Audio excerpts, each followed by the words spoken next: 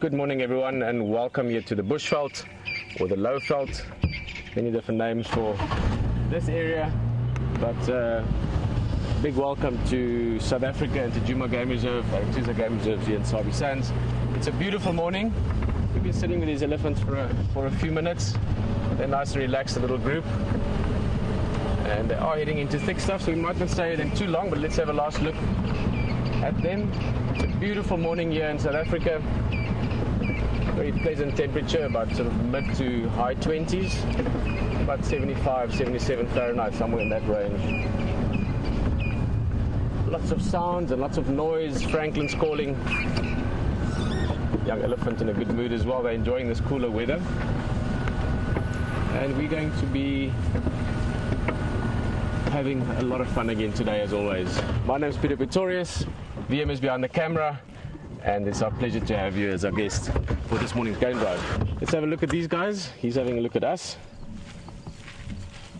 It's a young bull, this looks like. That'll be the matriarch in the back. So you remember this female from somewhere along the line. Just looking at those tusks, you can see her right hand side tusk is a bit sort of lower down than the left.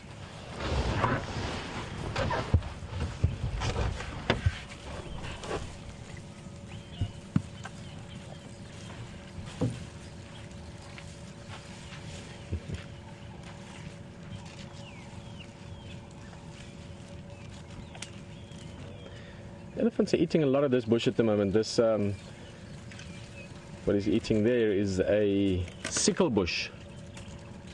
I was joking the other day, we tend to always call it Landrovius flattarius because of the spines that give vehicles flat tires every so often, but the sickle bush, so of the elephants we've been watching the last few days, very often I'm noticing that that's what they're eating. Now, sickle bush, interestingly enough, for people, you can use it to help for heartburn if you chew those leaves. Very sort of alkaline, bitter taste. So maybe with the change in the climate at the moment, or the change with the season, really got a bit of greenery coming out, and especially in the trees and the leaves, lots of new green food for them to eat. So perhaps together with the new food, that sort of alkaline type leaves is handy for them as well, or it works well for them. It is still early, so as I said, there can be many things that could happen this morning. We had fantastic wild dog yesterday.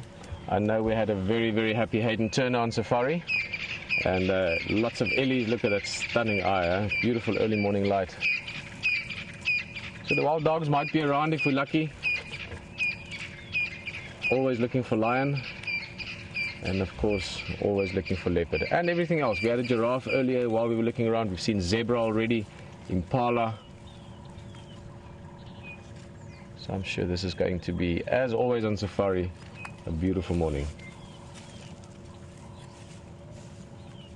Out on drive as well this morning is James. He will say hello to you in a little bit. And of course Scott and Brent and the trackers out there looking for things, show you on the walk, as well as tracking what might be around. And there's only a small window twice a day that you can show this. In fact, only once a day that you can show this, since the other one would be a sunset. Look at that. That could be quite nice just like that.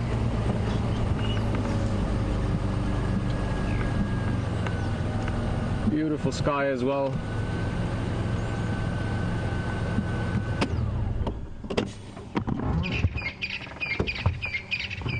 Even though there's a little bit of cloud on the horizon,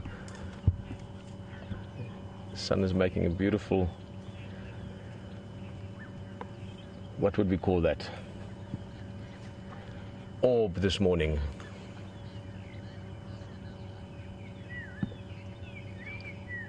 But that's our setting. What a place to be driving around. Even just like this, it would have been amazing. Never mind the fact that we can find leopard and lion and zebra and giraffe, all kinds of game. We might have another look at that one just now. This is quite a special sun this morning. Find another window through the trees perhaps. Oh, that's nice. Let's try this one.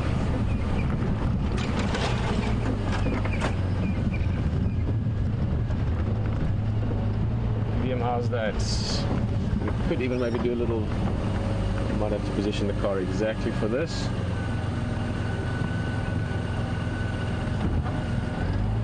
That's actually perfect. I love all the layers here, from the tree right in the back all the way back towards us.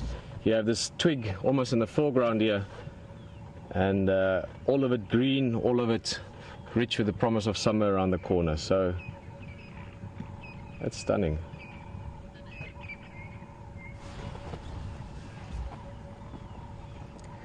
Speaking of time, being sunrise, just a reminder, we are doing some rehearsals this morning, so this will be a shortened drive. Oh, that's beautiful.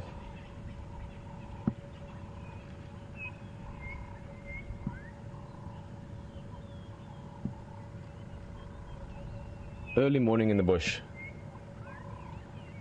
My favorite time, my absolute favorite time. Guys, and just a reminder, we are going to be doing rehearsals. We'll confirm again, but as the plans go now, from 6 o'clock our time, so about 25 minutes from now, we will be off air for the rehearsals. But trust me, it's going to be worth your while when we come together with all of this. But for now, we're going to continue looking around and enjoy the early morning with James. We'll see you back in a bit.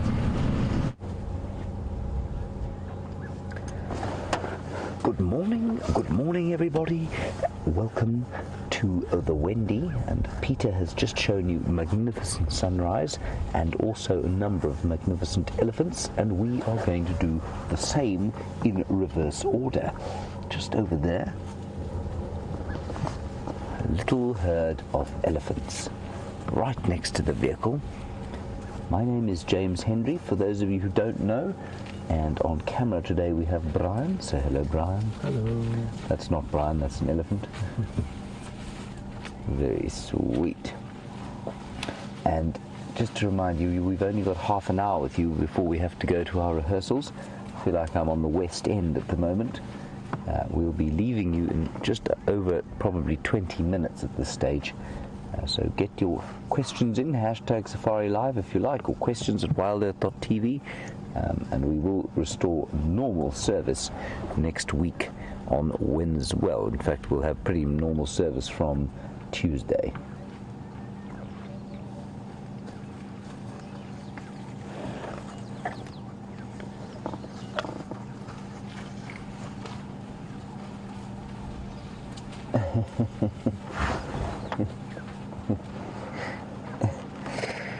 And as they're running off into the next door property, which is called Buffalo's Hook, GJ in Southern California, you want to know if elephants ever sneeze.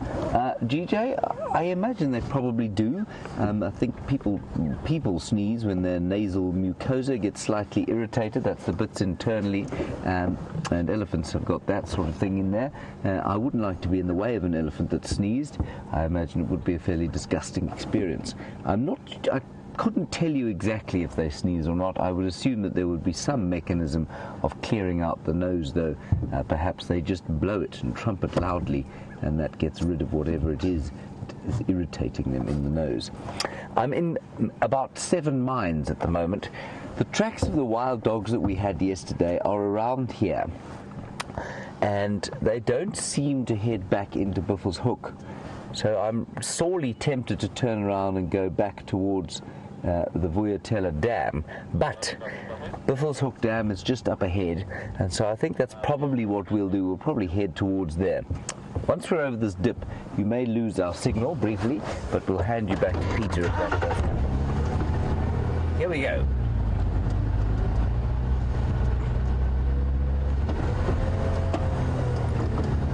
So I'm looking very carefully at the ground to see if I can see any tracks.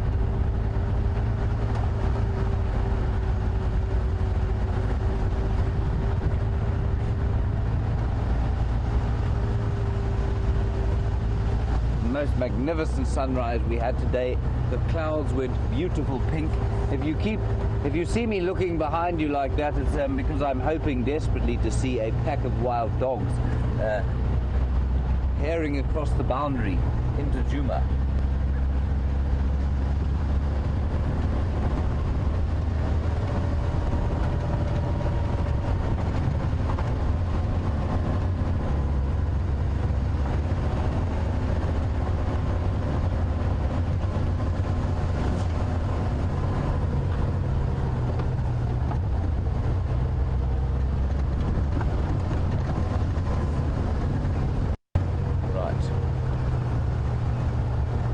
that magnificent? It's just very special to be able to experience something like that just about every day. Wow. It's not a bad sort of drive to work, really.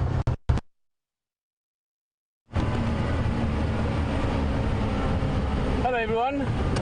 Well, in fact, I'm actually going to turn around to show you to show you while we turned around. So I'm talking to Brent there, and Ephraim is starting as well. We're just here close to Juma Camp still, WildEarth Camp as well. And as I said, Brent and Scott are out there looking around as well. They just picked up some tracks. Well, actually the same ones just further back. So I'll show you quickly. We haven't found the animal yet, so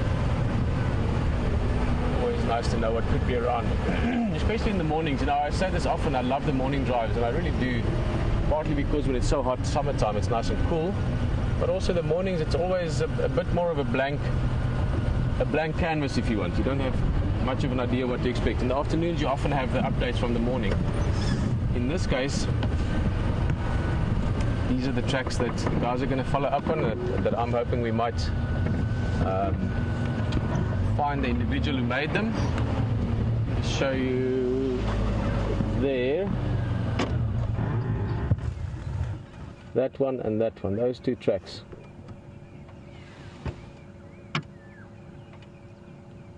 That's the front foot, that's the back foot.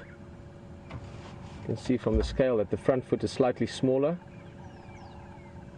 And unfortunately there's no sunlight on it yet, so you can't see the exact details, but this is from a leopard, and not just from any leopard. This is from Karula, from the female leopard that we see around here very often. So good chance that she's around. She walked up the road from Philemon's Dip. This is about actually where she turned. That's the last track on the car track, if you want, going into this area. So she's around, or has been around. Obviously we're not going to mind to see her.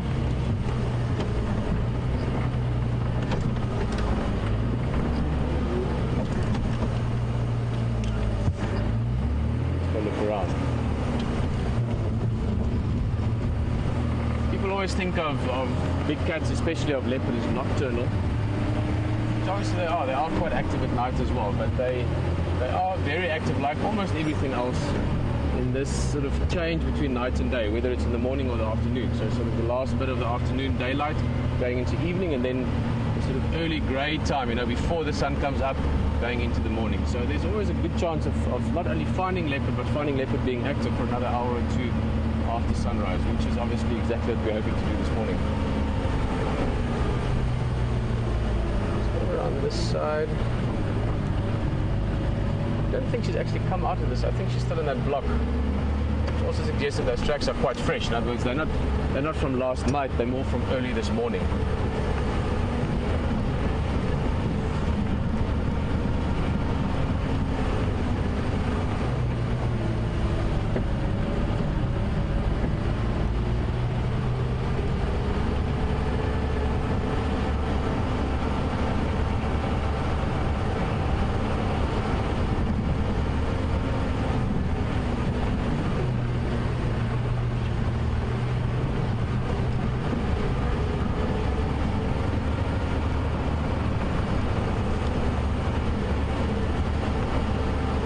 The most important thing, maybe the second most important thing on a game drive, the most important thing is to have fun, is to enjoy it.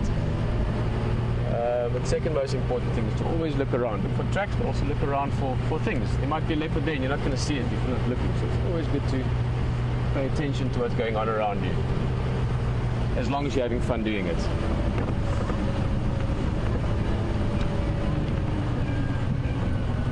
Yes, very good question. That's exactly what Leishan asked me last night. Debbie, Barbara, good morning. As always, nice to have you on the game drive with us. And let's just look at that again. Oh, Jigga. We're having a special Jigga experience. Jigga is this vehicle's name, the Land Rover I'm in. But we're doing a brakeless game drive this morning, so there's no stopping us.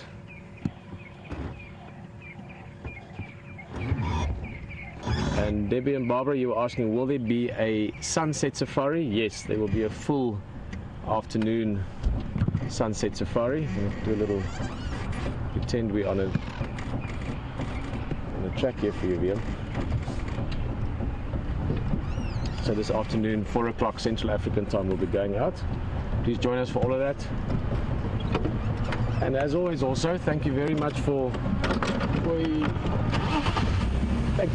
always being so understanding of all of this. This is the great thing about having people that are so involved, would be the right word, you know, that are so invested with us in terms of the experience, is that you understand all these things as well. And trust me, next week, Tuesday and Wednesday, mornings our time, so Monday evenings and Tuesday evenings, if you're in North America, it's going to be a good show. Nat Geo Wild, and of course everyone else anywhere else in the world can join us as well on WildSafariLive.com or WildEarth.tv. A what? A stork fight? Well spotted, Liam.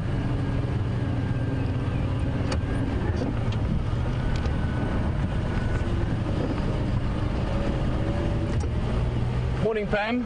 Sorry, VM was just, as always, a great spot.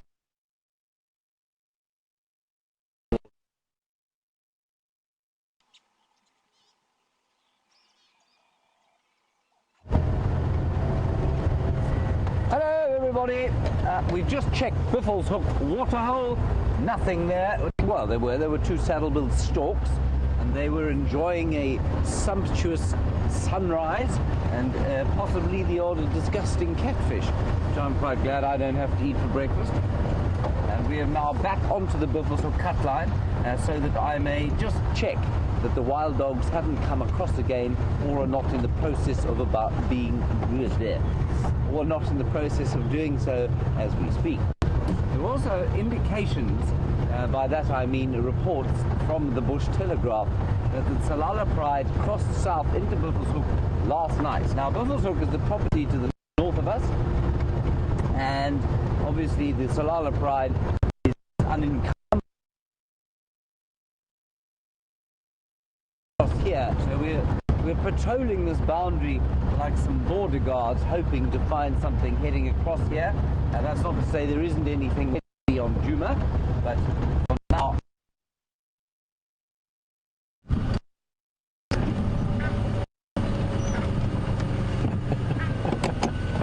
Hello again. There's the bird boxing we were talking about, although they seem to have sorted out their differences. This is the pair again, and these are Egyptian geese.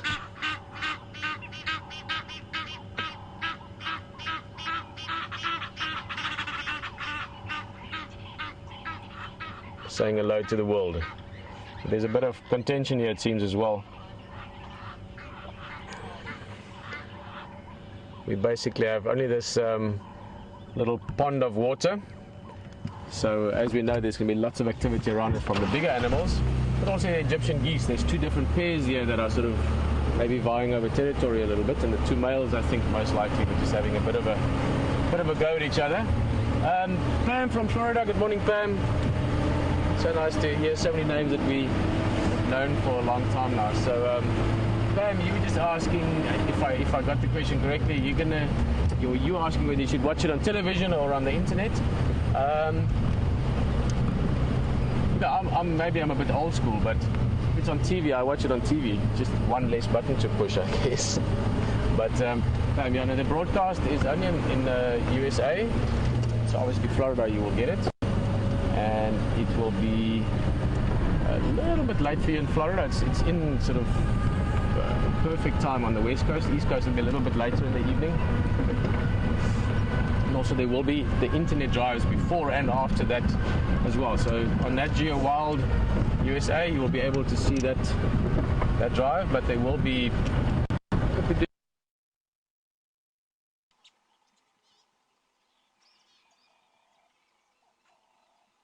going into that as we do now, and coming out of the TV show as well. So for those of you in other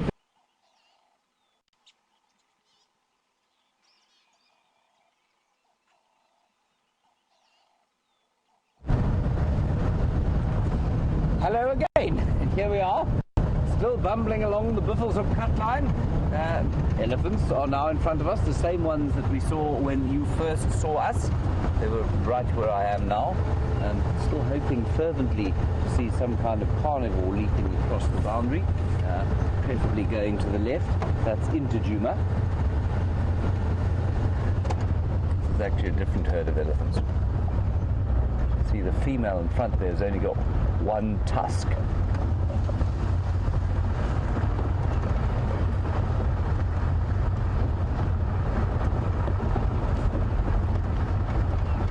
We'll stop here and watch these elephants and have a bit of a listen. See if we can hear the terrified calls of an impala or two as they are harassed by the wild dogs.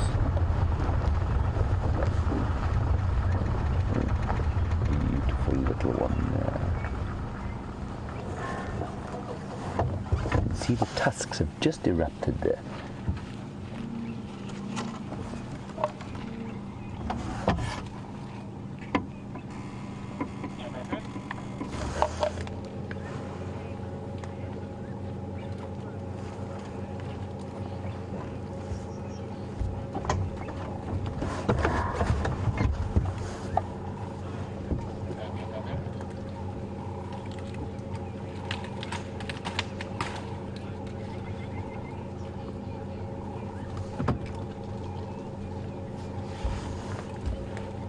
So everybody, I'm afraid that's the end of your game drive today.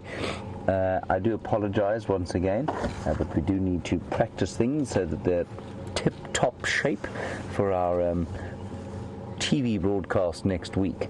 So thank you once again for your patience in this regard. Just to remind you, 13th and 14th, 6 o'clock our time in the morning, 6 to 7, so that's 12 o'clock in the night on Monday in the east coast of America. I'm going to leave you to work out the rest of the times from there. It's all rather confusing to me, especially as apparently daylight savings is about to end. So 12 o'clock East Coast time on the 13th and 14th. We will have a full normal broadcast this afternoon from 4 o'clock here, and so you don't need to worry about that. And we'd love to have you along for that ride. We'll just spend the last few minute I think at this stage, with these lovely elephants.